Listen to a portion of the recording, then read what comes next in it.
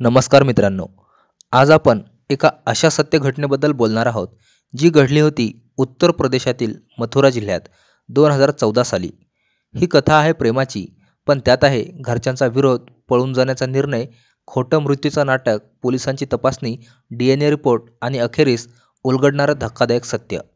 ही कथा जितकी रोमॅन्टिक आहे तितकीच थरारक आहे. मग चला तर सुरू करूयात ही खरी घटना सुभाष आणि हेमलताची. मथुरेतील वृंदावन पोलीस ठाण्याअंतर्गत कोथरा गावचा वीरेंद्र सिंग नावाचा शेतकरी राहत होता. त्याचा धाकटा मुलगा सुभाष सिंग सुशिक्षित, अविवाहित, नुकताच शाळेत शिक्षक झाला होता. त्याची नेमणूक झाली होती मगोरा गावातील शाळेत. इथेच त्याच्या आयुष्यात आली होती हेमलता राधेश्याम, एक विद्यार्थिनी. गुरु शिष्य नाते हे परंपरेने पवित्र मानलं जातं, पण सुभाषच्या मनाला मर्यादा कळेनाशा झाल्या. हेमलता शिकण्यात हुशार, घरातील थोरली मुलगी. तिचं रूप, निरागसपणा आणि गोडवा पाहून सुभाषचं मन तिच्याकडे ओढलं गेलं. सुरुवातीला तो तिला फक्त प्रेमळ नजरेने पाहू लागला, पण नजरेतलं गुपित लपवणं अवघड असतं. हळूहळू हेमलता ही समजू लागली की तिच्या शिक्षकाच्या मनात तिच्यासाठी काहीतरी आहे. एकदा शाळेनंतर हेमलता घरी एकटी जात असताना सुभाषने तिला थांबवलं आणि शांतपणे विचारलं, संध्याकाळी 7 वाजता शाळेजवळ भेटशील का? हेमलताला आधीच अंदाज होता. तिने निमित्त काढून मैत्रिणीच्या घरी जात असल्याचं सांगितलं आणि ठरलेल्या ठिकाणी पोहोचली. तिथे सुभाषने पहिल्यांदाच थेट शब्दात सांगितलं, मी तुझ्यावर प्रेम करतो.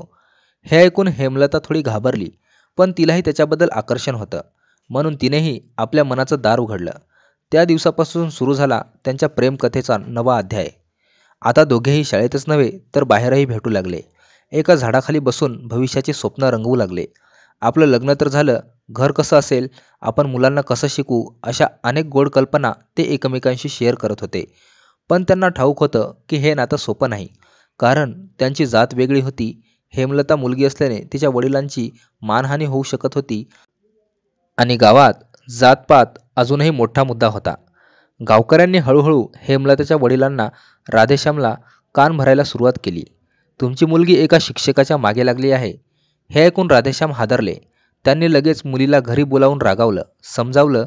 आई निर्मलाबाईनेही तिला चेतावलं, तुझ्या आयुष्याचा विचार कर, इज्जतीचा विचार कर. पण हेमलता ठाम होती. सुभाष सुशिक्षित आहे, नोकरी करतो, चांगला माणूस आहे, मी त्याच्याशिवाय लग्न करणार नाही. राधेश्याम आणि निर्मलाबाई रागाच्या भरात म्हणाली, आजपासून शाळेत जाणं बंद. घरच्यांचा दबाव वाढत गेला. शेवटी राधेश्याम यांनी तिचं दुसरीकडे लग्न ठरवण्याचा निर्णय घेतला. हे कळल्यावर हेमलता हादरली. तिने लगेच सुभाषला फोन करून सांगितलं, आता वेळ आली आहे काहीतरी करण्याची, नाहीतर माझं लग्न जबरदस्तीने दुसरीकडे लावतील. 22 जानेवारी 2014च्या रात्री सुभाषने हेमलताला घरातून बाहेर काढलं आणि दोघेही गावातून पळून गेले. गावात खळबळ उडाली. राधेश्याम यांनी थेट वृंदावन पोलीस ठाण्यात तक्रार दाखल केली. माझ्या मुलीला पळवून नेलं आहे. 28 जानेवारीला वृंदावन जवळच्या नाल्यातून एक जळालेला मृतदेह सापडला. एक हात जळालेला, चेहरा विकृत, ओळख पटवणं जवळजवळ अशक्य. सुभाषचे वडील वीरेंद्र सिंग पोलीस ठाण्यात गेले. त्यांनी मृतदेह पाहिला आणि घोषित केलं, हा माझा मुलगा सुभाषच आहे.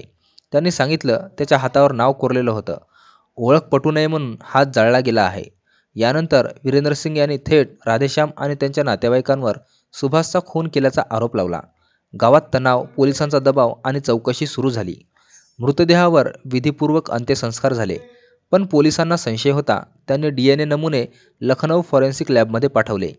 मे महिन्यात रिपोर्ट आला, तो मृतदेह सुभाषचा नव्हता. पोलिसांनी मोबाईल ट्रेकिंग सुरू केली. वीरेंद्र सिंग यांच्या मोबाईलवरून दिल्लीवरून वारंवार कॉल येत होते. लोकेशन मिळालं आणि जून महिन्यात वृंदावन बसस्थानकावरून सुभाष आणि हेमलता जिवंत पकडले गेले. दोघांना न्यायालयात आणलं गेलं. मॅजिस्ट्रेटसमोर त्यांनी स्पष्ट सांगितलं, हो, आम्ही प्रेम करतो, दिल्लीत लग्नही केलं आहे, आम्ही सज्ञान आहोत आणि आम्हाला एकत्र राहायचं आहे.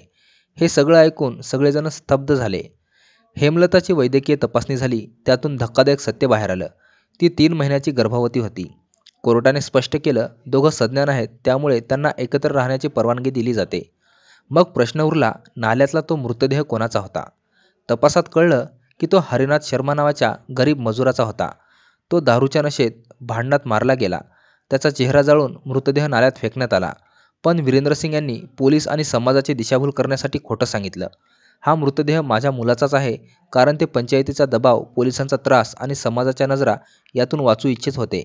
पण खोटं जास्त दिवस लपवलं जात नाही. ही संपूर्ण घटना आपल्याला अनेक शिकवणी देते. प्रेमात संयम आणि समज असणे अत्यावश्यक आहे. चुकीच्या मार्गाने पळून जाणं हे संकट ओढावून घेतं. खोटेपणा आणि फसवणूक शेवटी स्वतःचंच नुकसान करून जातात. प्रत्येक जीवाची किंमत असते, मग तो गरीब असो वा श्रीमंत. सत्य कितीही लपवलं तरी ते एक दिवस उघड होतंच. मित्रांनो, ही कथा फक्त प्रेमकथा नाही, तर एक कठोर चेतावणी आहे.